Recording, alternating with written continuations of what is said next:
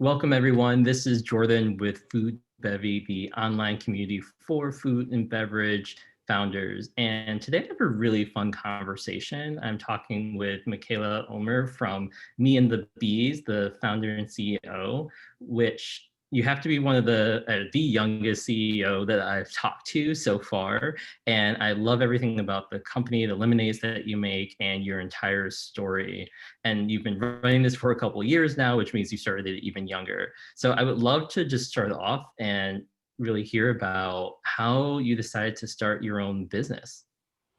Okay, well, first I'd like to say hello, Mr. Jordan and the Food Bagging Network. I'm really excited to be able to talk to you guys. But my story started when I was 4.5, and I wanted a toy that my cousin had, and my parents wanted to get it for me. And so they said either you can do some more chores around the house to earn that, or you can figure out another way to get money. So, me being me, thinking I had enough chores to do, I decided I'm going to find a way to get money from someone else other than chores. And I found a business fair at my school, a business fair flyer. And pretty much what it does, it's all youth and it lets kids come up with ideas and sell their products for a day without the need of a permit. And so, with my parents' help, I signed up for that. I had the summer to figure out what I wanted to sell, and I tried a bunch of different things a 4-year-old would try. Not all of them worked very well, but two things happened. The first one was that I got a cookbook from my great granny Helen for flaxseed lemonade from the 1940s. And the second thing was that I got stung by two bees in 1 week, which was extremely painful and slightly traumatizing. I was very afraid of the bees at that point. And so my parents encouraged me to do some research on them, and at first, I was pretty reluctant, but after watching the animated videos and reading the picture books, I got the general idea that bees are important to our food supply. I can't have the strawberries, even like the milk and cereal, cheese on my pizza, even that kind of stuff is impacted by the bees. But I also learned that they're dying at an alarming rate and that there's things that we can do to help save them. And so I decided to mix those ideas and have my product for the fair be honey sweetened lemonade because I learned that the bees made honey. And I wanted to use my great granny Helen's flaxseed lemonade recipe. So, honey sweetened flaxseed lemonade. And I would donate a portion of the proceeds to organizations that save the bees. So it was a very crazy idea. It was pretty unique. There was a lot of things going on, but I loved that it just kind of had a mix of everything that I loved, like my great granny Helen's recipe, so saving the bees, having a good lemonade, and so that's how it started. I just sold out of the fair a couple times a year, and would learn a couple more snippets about business, and also get information on like feedback on my product, and then get money for my doll and save the bees at the same time. That is absolutely amazing. And I've met people who were 30 years old and couldn't do what you did at 4 or 4.5. So congratulations on doing that and making it. I'm always curious. Are your parents business owners or entrepreneurs? So my mom had her own marketing company, and so at the time she helped taught me about marketing. And one thing that I remember was her idea is the first one was to put me in a bee suit to wear in front of the stand. So it was literally this striped bee suit with tiny wings, little antenna, and she said that was for marketing purposes. The second thing was I think she to just wanted the photos herself. yeah, it was just for the cute photos. Don't be fooled. Don't be fooled. The second thing was to make my younger brother Jacob the number one sales rep. That's what she told me to say. That's the title we gave to my brother. So he would stand in front of the stand shouting "Lemonade anyone" at the top of his lungs to attract customers. And it worked. It worked. And my dad was, and he still does work ops and finance for Dell. So exchanging change, making a budget for my first stand, and then also like the handiwork, like building the lemonade stand. That's what he helped me with. So I want to like reference your past point and say that as a 4-year-old, I had the help of 30-year-olds. I had the help of my parents to help me get there, and it was interesting of just them being hands on and helping me do this, but also kind of taking their hands off and saying, "Hey, this is your idea. You wanted to do this. What's your next step?" That's great. And my parents are both entrepreneurs and have that mindset. And that's one thing that I found is just having encouraging parents who are like, yeah, go for it, do it, makes a huge world of a difference. So that's so cool. So now tell me about like where the company is today, where you selling the lemonade. I see you also do amazing speeches and workshops to people. So tell me what Michaela's up to today. Okay, well, I think in order to get to where I am today, which is completely like astonishing to me, is that there were 10 years in the meantime. We're actually celebrating, I think now it's around our 11-year anniversary of business. Congratulations.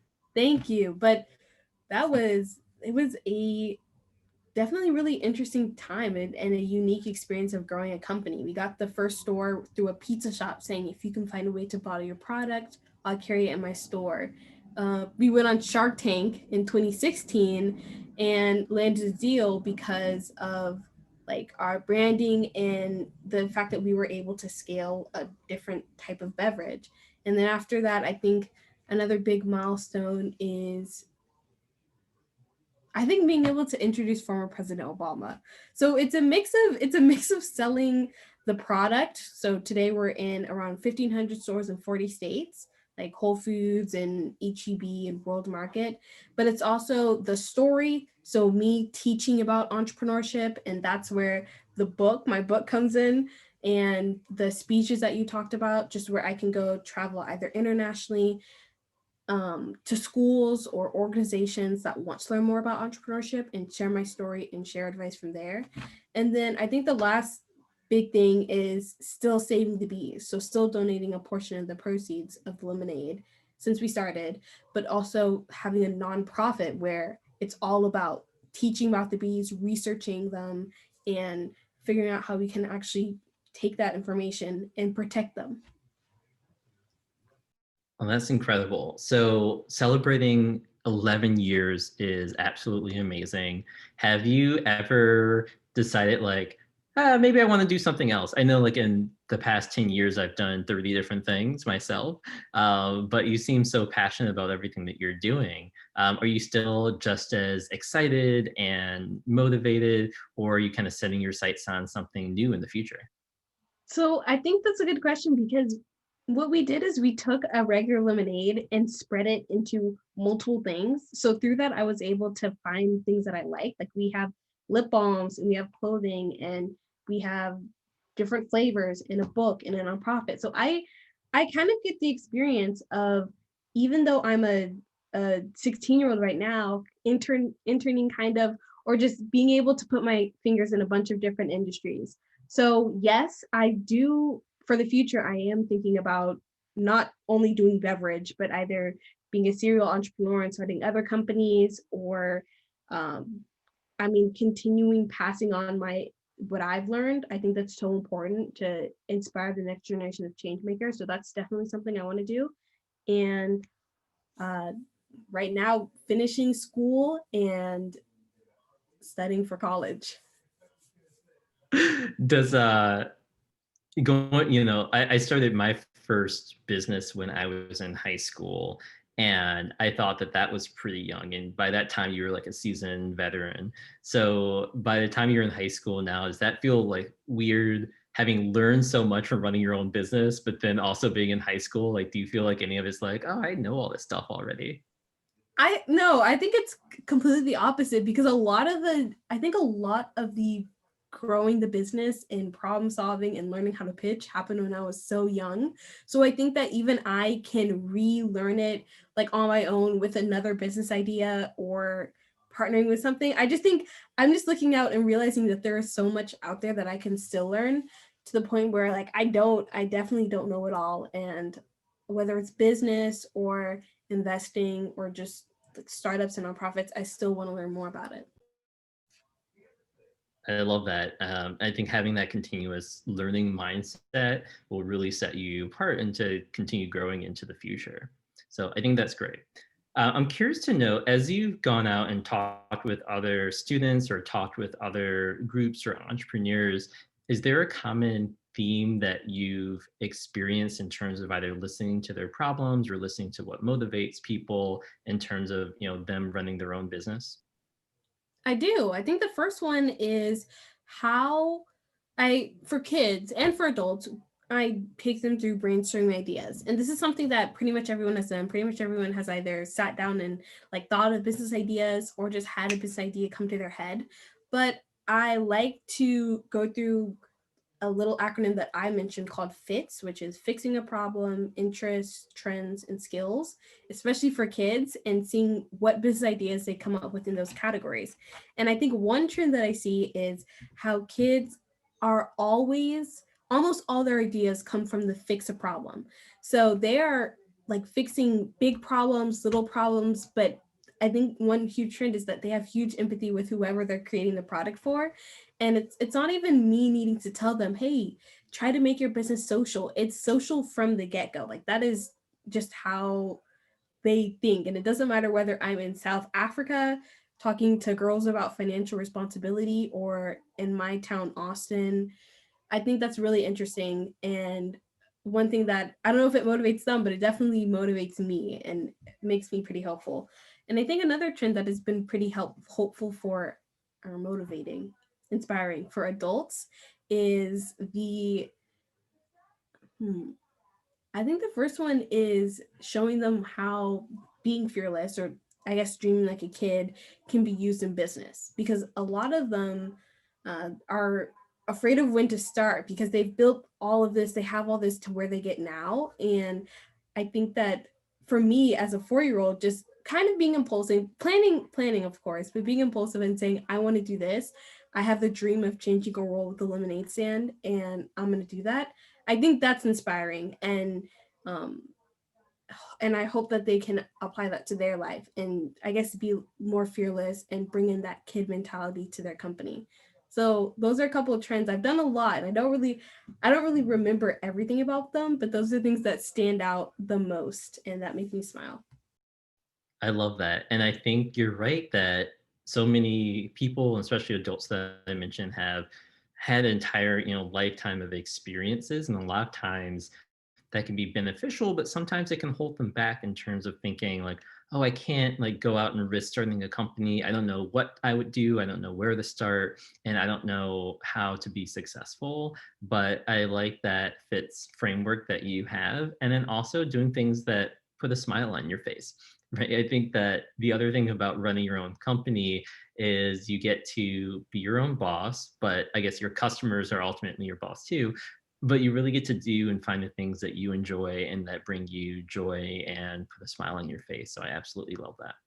And if it's not that, you become a pro, a professional at the things that you find kind of boring because you have to do it. Like one thing that sticks in my mind is creating pitch decks for different stores.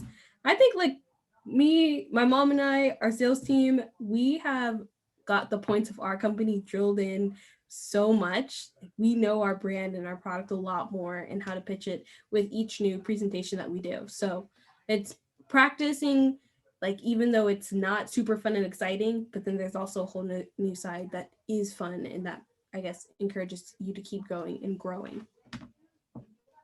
I love that. And making those other skills you don't like doing and taking a professional approach to it.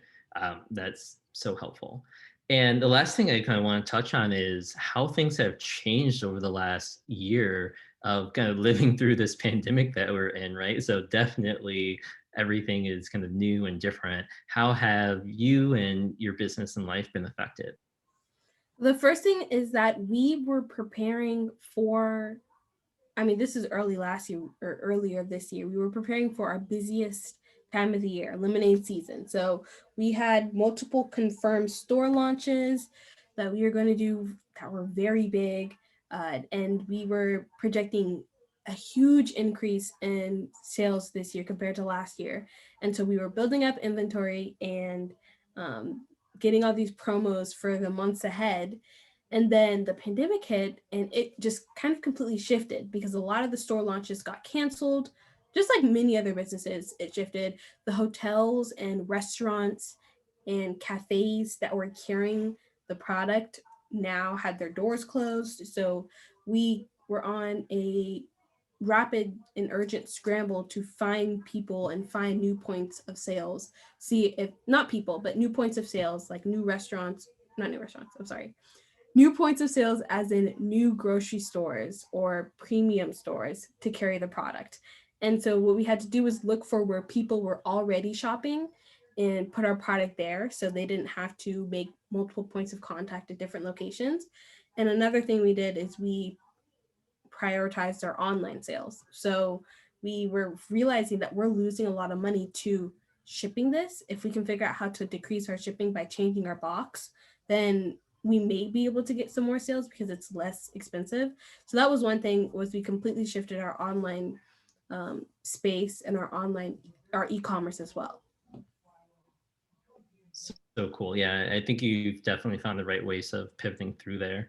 And then the final thought is, you know, a lot of times when there's an economic shift and there's the economic collapse in 2008, and now, you were just starting out back then, now with the pandemic, do you think now is a good time to start your own business or not, and why?